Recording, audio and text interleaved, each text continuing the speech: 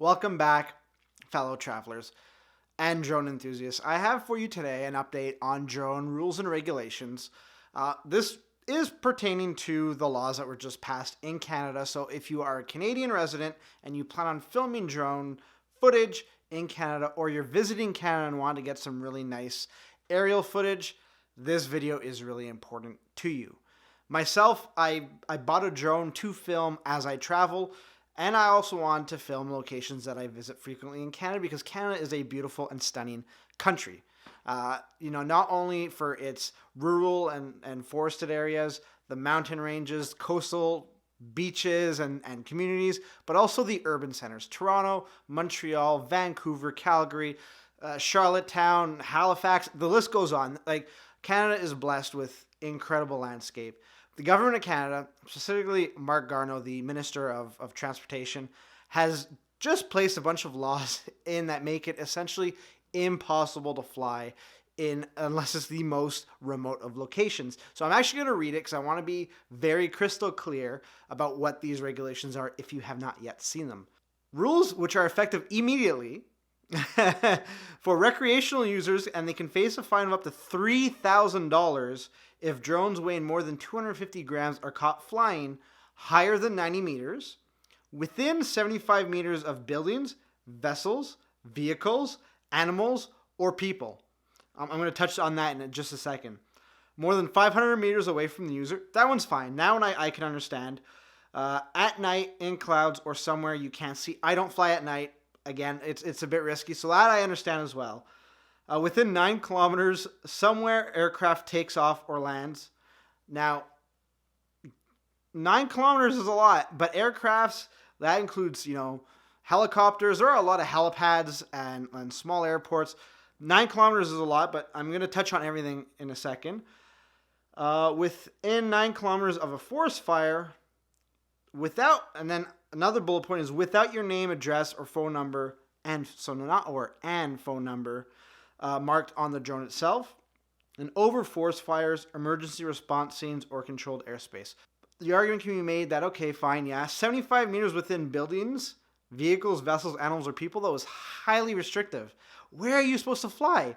And not only that, if you're out in the wilderness, like, what classifies as an animal? Because theoretically, every living creature is an animal, right?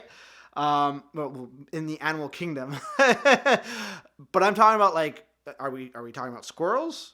Like, or do we get that small? Do we go to mice? Who's enforcing these laws at this point? Are cops really going to go and say, oh, hey, I saw you flying over those trees. There might be birds there. It just makes it so you can't fly anywhere.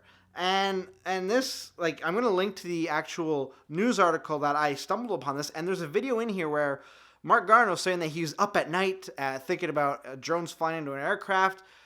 That's fine. Like, and I agree, there have been a lot of instances where people are just stupid with their drones and taking off, where they're not supposed to. But to blanket and go overreaching, it essentially kills anybody who wants to fly a drone in Canada. So I'm not going to go rant too much, because these are essentially the details that we have here. But, like, the big thing is how vague it is. Who's going to be enforcing this? And $3,000 is financially crippling for almost everybody, except for the wealthiest of people. And while I'm somebody who always follows the rules to a T, and even sometimes even more so, I can't fathom a situation where this is okay. Now, they did mention that this is just an interim policy until they can actually get some framework up and running within the country. So I'm assuming that maybe they'll go through a certification process or something similar like they have in the United States, which I hope that's the case. But in the interim, if you're going to be flying to Canada in the next few months, it's going to be really tough for you to justify bringing your drone and then taking that financial risk of just flying it up there. You can't. It's so frustrating. It's so frustrating. And I just feel like I can't 100% blame Transport Canada.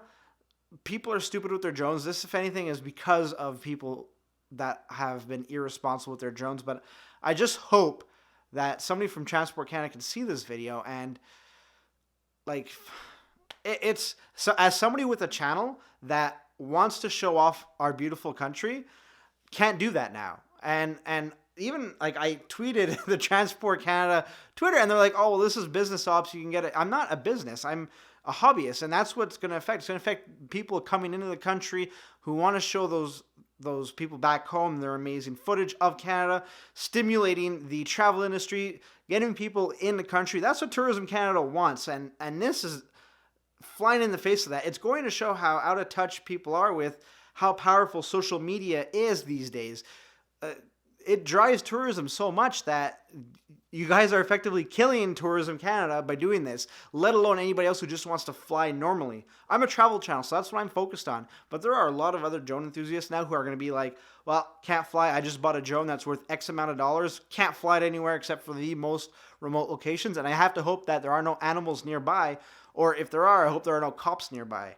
And really, like, it's putting a lot of onus and a lot of pressure on the cops now to not only look at what's happening on the ground, but now they have to go and look and pay attention to drones. And let's face it, drones are really hard. My Mavic is really hard to spot if you don't know where it is. So I always keep a line of sight so I know where it is. But if I were to look at my screen and then look up, I might lose it.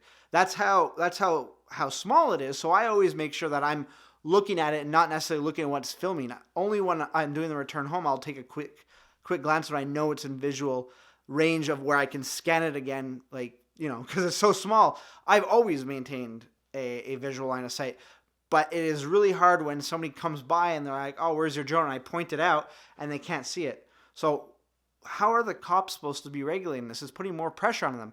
Anyways, this has turned into a huge rant, and it's not what I want. It's not what I want to do on the channel.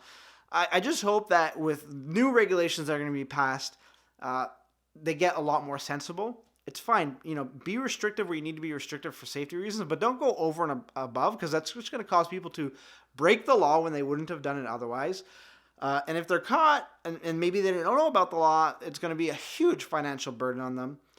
Get it regulated. Get drones regulated in Canada if that's what you need to happen. You know, have visitors pay a registration fee, something like the FAA does. Do something that makes it so people can use their drones on their day-to-day life. Anyways, that's it for today. I am sorry about the long rant. Had to get done. I hope that saved somebody out there a significant chunk of change.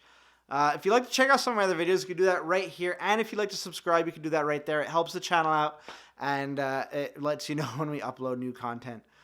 Thanks for making me a part of your day, and until next time, safe travels.